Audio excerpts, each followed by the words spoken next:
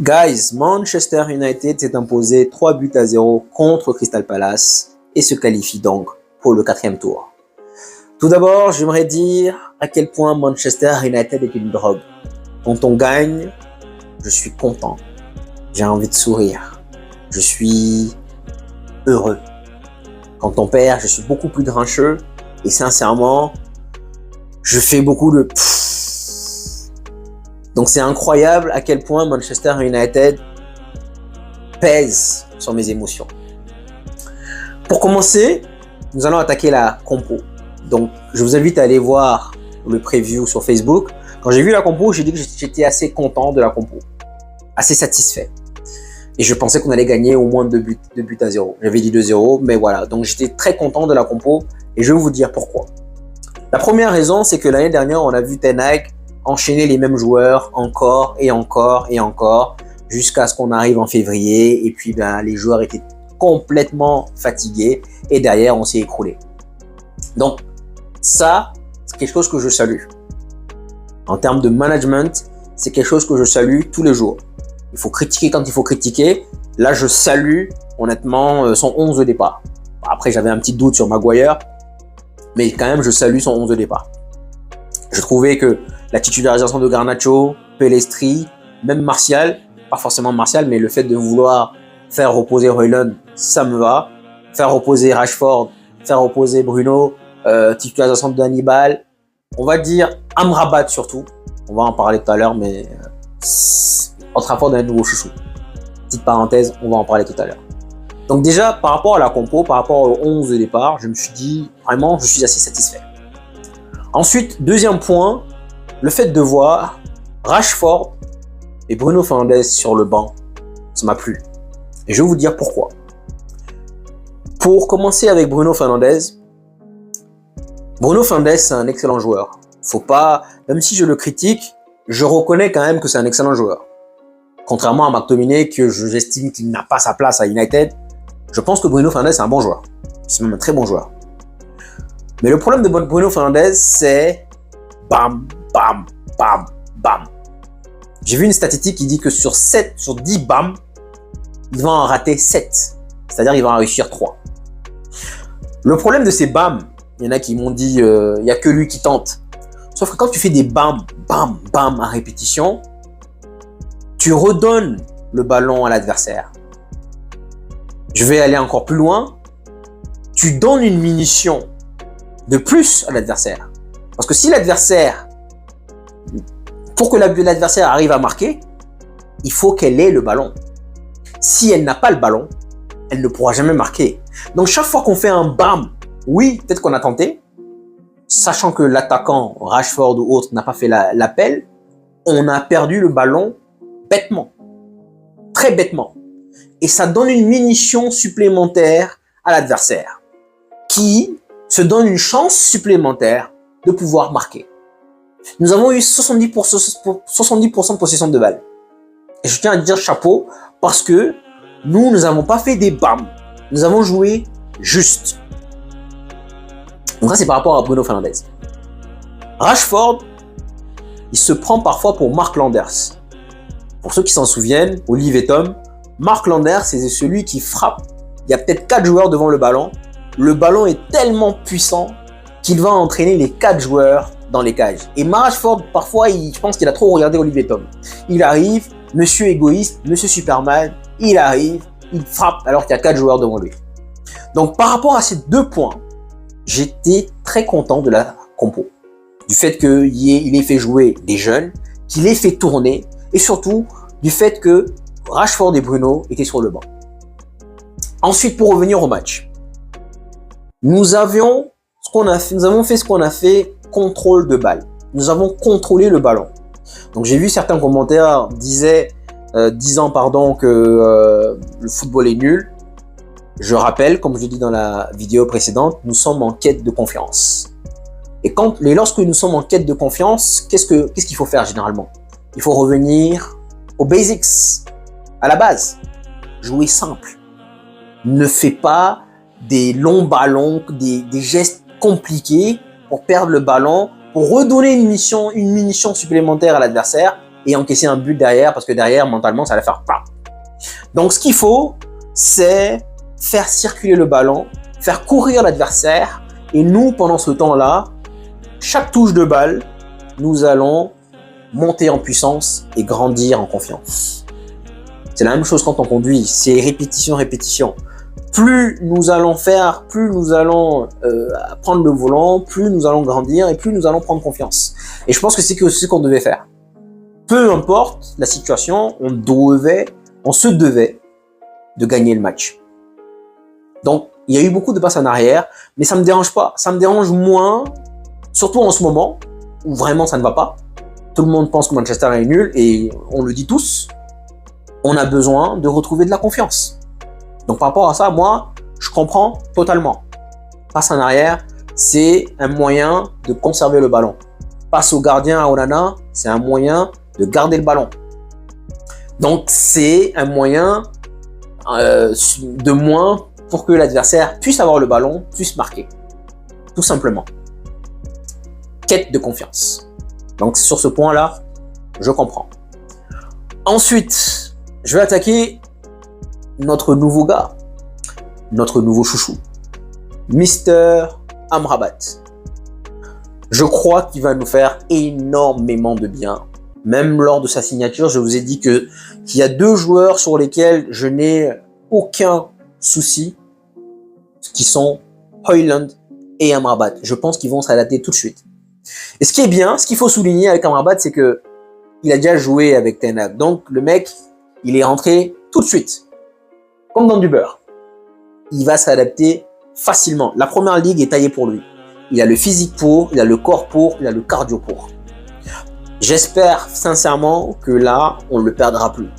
Parce que l'année dernière, Casemiro était notre tonton. Cette année, Amrabat va être notre taulier, va être notre joueur phare, le plus important, notre Matuidi, notre 4e poumon. Quelqu'un qui va aller comme un chien de garde, aller chercher les ballons. Le mec, il jouait latéral droit gauche, s'il vous plaît. Il jouait latéral gauche. On le voyait parfois au poste d'ailier droit. Incroyable.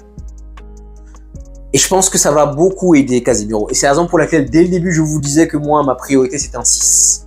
Parce que je connais les talents de Casemiro. Je sais qu'il n'a pas les jambes, mais il a la tête. Et je pense que Casemiro a besoin de jambes. Et ces jambes-là, c'est Amrabat. Alors, je suis très content. J'espère qu'il va plus jamais quitter notre 11. En tout cas, du moins quand il est fit. Et quand il est frais. Parce qu'il va nous aider. Il va protéger la défense. On va l'appeler Monsieur Essuie-Glace. Quand on regarde nos matchs précédents, on dit la défense. C'est pas une question de défense, les gars. On parle d'Onana, on parle de défense. Non. Le football se joue au milieu de terrain. C'est là-bas que ça se gagne. C'est là-bas que ça se perd. Le milieu de terrain. C'est la zone la plus importante. Donc quand ton milieu de terrain est ouvert, est aux abois, la défense souffre. La défense va engendrer occasion sur occasion sur occasion. Et le gardien encore plus. Aujourd'hui, j'entends des commentaires qui disent que Crystal Palace a été faible. Non, ça je ne veux pas l'entendre. Je préfère saluer la prestation de notre équipe plutôt que de minimiser la prestation de Crystal Palace. Pourquoi? Parce que nous avons vu Wolverhampton venir à Old Trafford. Wolverhampton est venu nous faire cravacher. Nous avons vu Nottingham Forest jouer à Old Trafford. Nous avons vu Manchester United se déplacer à Tottenham. Le milieu de terrain prenait l'eau systématiquement. Aujourd'hui, quand on regarde, Crystal Palace a pris le ballon pendant 1 minute. Quand on l'a récupéré, ciao. Donc c'est pas Crystal Palace qui a été bon, qui a été mauvais, j'ai envie de dire. C'est que c'est nous qui les avons rendus mauvais. Et pour moi, Casemiro a fortement contribué dans cette étape-là. C'est un chien de garde qui va aller partout où il faut. Il va chasser. Il va aller chasser du gibier, le ballon. Il va aller le chercher. Partout. C'est un mec infatigable. Et dans sa conférence de presse, on lui a dit que penses-tu que tu vas nous rapporter? Il a dit, écoutez, moi j'espère, je préfère ne pas parler. Je vais montrer ce que je vaux sur le terrain. Et je sais que c'est qu'un match, je sais que c'est Crystal Palace, mais je tiens honnêtement à saluer sa prestation et je pense qu'il va nous faire énormément de bien. Welcome, Mr. Amrabat. Peut-être que je vais avoir un nouveau chouchou dans les prochains jours. Ensuite, le cas Casemiro. Casemiro, comme j'ai dit tout à l'heure, il est à la tête, il n'a pas les jambes. Mais il fait un bon match. La passe qu'il effectue à Martial, elle est d'une beauté. Elle est magnifique. Sincèrement, elle est bien placée. Et même, je trouve que Casemiro, jeu de tête, c'est le meilleur de l'équipe. L'année dernière, je crois qu'il nous en a collé 5. Il nous a marqué au moins 5 buts. En jeu de tête, c'est le meilleur de l'équipe, Casemiro. C'est donc, il y a du mieux. C'est pas encore parfait, mais il y a du mieux. Mais ça aussi, je pense que je l'ai déjà souligné. J'ai dit que Casemiro, c'était un moteur diesel. Et on l'a vu l'année dernière, quand il avait pris son deuxième rouge, il a mis quelques matchs avant de se relancer, avant de relancer la machine. Donc peut-être que là, on va revoir Casemiro. Surtout que là, maintenant, il va avoir des jambes. Parce que le travail qu'Amrabat va faire, ce n'est plus à lui de le faire. Maintenant, aujourd'hui, lui, il va s'occuper. Au Real, c'était un 6 pur. L'année dernière, on a vu un Casemiro, surtout quand il est arrivé, faire des passes à la Modric. Enfin, pas autant que Modric, mais des passes offensives, je veux dire. Et peut-être que justement, le fait de le décharger complètement de la base défensive, peut-être que là, derrière, on va avoir un nouveau rôle pour Casemiro. Donc, c'est pas encore parfait, mais je pense que Amrabat, ce duo-là va nous faire du bien. Énormément de bien. Ensuite, je veux parler également de Maguire, les gars. Critiquer quand il faut critiquer. Mais je trouve que, bon, il n'a pas paniqué. C'est important de le souligner. Il n'a pas paniqué dans ce match. Il a été assez serein. Et franchement, je ne veux pas dire que j'ai aimé, mais je suis pas déçu. Quand il merde, on va le dire. Quand il fait un match plutôt correct, il faut le saluer également. On va rester objectif. Ensuite, les changements de Ten Hag également, j'aimerais apporter aussi une contribution. Mount sort parce que Mount revient de blessure. Donc j'aime bien la gestion. Varane sort, il revient de blessure également, donc j'aime bien la gestion. Et ce que j'ai aimé, c'est les remplaçants. Ten Hag, propose-nous autre chose, c'est ce qu'on demande. L'entrée de Van de Beek, j'ai beaucoup aimé. Pas le fait qu'il soit rentré, mais le fait que lui soit rentré. Il aurait pu nous faire rentrer Bruno, mais honnêtement, j'ai aimé la gestion, j'ai aimé les changements lors de ce match. Ensuite, Varane, les gars. Varane, c'est vraiment dommage qu'il se blesse souvent. Varane, c'est un bon gars. Franchement, les gars, Varane, regardez à chaque fois que l'équipe adverse dégage la balle. Quand la balle, elle arrive au milieu de terrain, le premier qui est sur l'attaquant, il le colle. Il le colle. Et il met sa tête. C'est le gars qui récupère le premier ballon. Quand Varane est là, tout ce qui est ballon aérien, on est tranquille. Que ce soit sur coup de pied arrêté, que ce soit sur phase défensive, sur phase offensive. Honnêtement, sur coup de pied arrêté, tout ce qui est ballon aérien, ça va. Honnêtement, et je pense que Varane arrive à sublimer son partenaire. C'est peut-être pour ça que Maguire a fait un match plutôt correct. Mais Varane a tendance à donner de l'assurance à son partenaire. Que ce soit Martinez, on l'a vu l'année dernière, on l'a vu avec Lindelof, Maguire, on va voir. Varane, monsieur plus. On sait que là, il va jouer 2 mois, il va encore se blesser 2 mois. Mais là, pendant ces 2 mois, il va falloir en profiter le plus longtemps possible. Ensuite, j'aimerais parler de qui également? Donc, je parlais de Amrabat, Varane, Onana. Onana, je pense que j'ai beaucoup aimé la dernière fois le fait qu'il soit venu. J'ai jamais vu ça, sincèrement. Peut-être que je me trompe, mais j'ai jamais vu quelqu'un commettre une bourde et venir dire, écoutez les gars, j'ai commis une bourde. Venir parler face aux caméras. J'ai beaucoup apprécié ça. Ça veut dire que j'endosse ma responsabilité, j'accuse de ma faute et je vais essayer de faire mieux. Et je trouve que bon, peut-être que c'est ce qu'il fallait. Parfois, il faut connaître des échecs encore et encore pour pouvoir se réveiller. Donc, tant mieux. Sa sérénité balle au pied, ça plaît bien. Dalot, je dirais qu'il a fait un même match plutôt correct. Sans plus, plutôt correct. Hannibal, c'est un joueur qui doit progresser, qui va progresser s'il a du temps de jeu. Il est encore un peu brouillon, il y a encore un peu de fougue dans son jeu, mais je pense que c'est un joueur qui va évoluer, progresser. Pellestri, je sais qu'il y en a plein qui m'ont dit c'est un match bof, il y a eu des pertes de balles, mais moi j'ai bien aimé. Je trouve que en termes de conservation de balles, j'ai apprécié.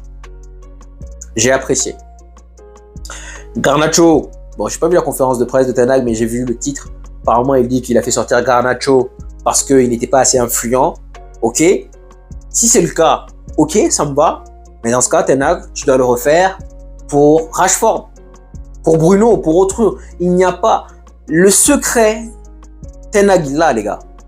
Le secret, s'il veut réussir à Manchester United, il ne doit pas faire du favoritisme. Parce qu'il faut que tu touches l'ego de certains joueurs. Il faut que tu leur fasses comprendre qu'ils ne sont pas intouchables. Si Rashford, tu arrives à le faire comprendre qu'il n'est pas titulaire, qu'il est titulaire mais qu'il peut sauter, je vous garantis qu'on va avoir un meilleur Rashford. Bruno, c'est la même chose. Ce sont deux bons joueurs.